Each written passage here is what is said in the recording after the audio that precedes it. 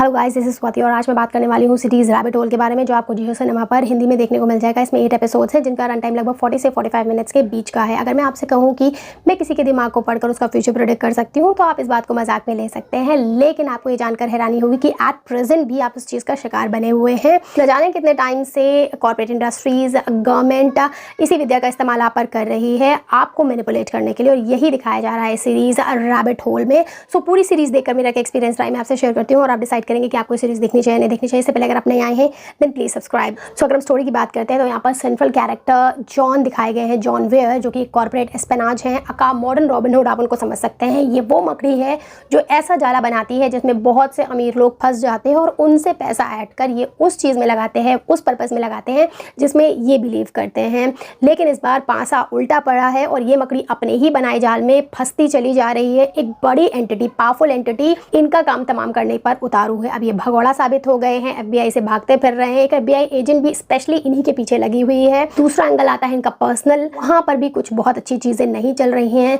क्योंकि एक as a orphan बड़े हुए हैं, जबकि ऑर्फन नहीं थे। इनका एक बेस्ट फ्रेंड था जिसने सुसाइड कर लिया, उसकी वजह भी यही है। और इनके फादर ने बचपन में ही इनको एक ऐसा ट्रॉमा दिया है जिसकी वजह से ये अभी भी उससे उबर नहीं पाए हैं। ट्रॉमा इतना ज्यादा गहरा था, उसके पोस्ट इफेक्ट एंग्जाइटी अटैक्स के फॉर्म में, टेक्स्ट के फॉर्म में आपको थ्रू आउट द सीरीज दिखते रहते हैं। इनका कॉन्फिडेंस भी एक मैनिपुलेटिव फॉर्म में रहता है जैसे कि ये इंसान है। थर्ड आती हैं Meta Golding as a Haley के कैरेक्टर में, जो वो होस्टेज बनती हैं या उनका जो लव एंगल स्टार्ट होता है जॉन के साथ, वो मुझे खासा पसंद आया है। वो एक सरप्राइज की तरह यहाँ पर आई हैं और अस्टॉनिशिंग लगी है मुझे काफ़ी। बाकी जो इवेंट्स हैं वो बहुत अच्छे से टर्न आउट होते हैं, एक के बाद एक आपको ट्विस्ट मिलते जाएंगे और आप बिल्कुल भी प्रिडिक्ट नहीं कर पाएंगे। तो कहानी बहुत ही अच्छी लिखी गई है। 24 सीरीज थी, अगर आप उसके फैन हैं आपको वो पसंद थी, लेकिन एक शिकायत थी कि वो थोड़ा सीरियस नोट पे चली गई है, तो आप इसको ज़रूर देखें कॉज इसमें light heartedness through out the series बनी रहती है। तो यहाँ पर कुछ पॉजिटिव्स की बात करते हैं और कुछ नेगेटिव्स की जो मुझे इस सीरीज में मिले हैं। सो द पहला positive of the series will be its light heartedness.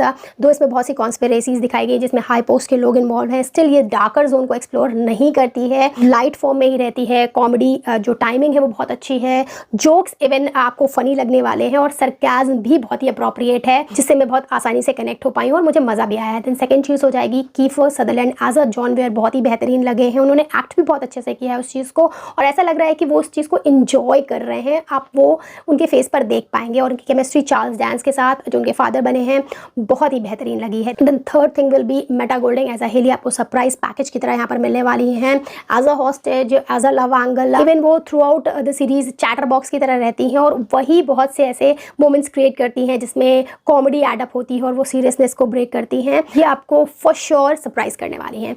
Then fourth चीज़ हो जाएगी ट्विस्ट एंड टर्न्स बहुत ही बेहतरीन है, आप बिल्कुल भी प्रिडिक्ट नहीं कर पाएंगे कि आगे क्या होने वाला है। आप जो सोचेंगे उसके जस्ट ऑपोजिट ही हो जाएगा फॉर श्योर, क्योंकि मैं इतनी सीरीज देख चुकी हूँ। अगर ड्रॉबैक्स की बात करते हैं तो ये थोड़ा फॉर्मलेस है, मतलब जो कॉमेडी है और जो उसका एक्शन है वो सिंक्रो में नहीं जाता है। कहीं कहीं पर किसी एपिसोड में इतनी ज़्यादा कॉमेडी है कि आपको लगेगा कि एक कॉमेडी सीरीज देख रहे हैं, और कहीं कहीं कुछ एपिसोड्स में, और ये मल्टीपल एपिसोड्स में होता है, कुछ एपिसोड्स में ऐसा है कि इतना ज़्यादा एक्शन दिखाते हैं कि कॉमेडी का कोई नामो निशान नहीं है। तो ऐसा नहीं है कि एक ही एपिसोड में आपको कॉमेडी और एक्शन का प्रॉपर बैलेंस मिल रहा हो, सब कुछ छितरा हुआ सा लगता है, फॉर्मलेस सा लगता है, ये शिकायत है। और सेकंड चीज़ हो जाएगी थोड़ा सा स्पीड बीच में स्लो हो जाती है, रेपिटेटिव हो जाती हैं चीज़ें, लेकिन ऐसा जनरली इन सीरीज़ के साथ होता है।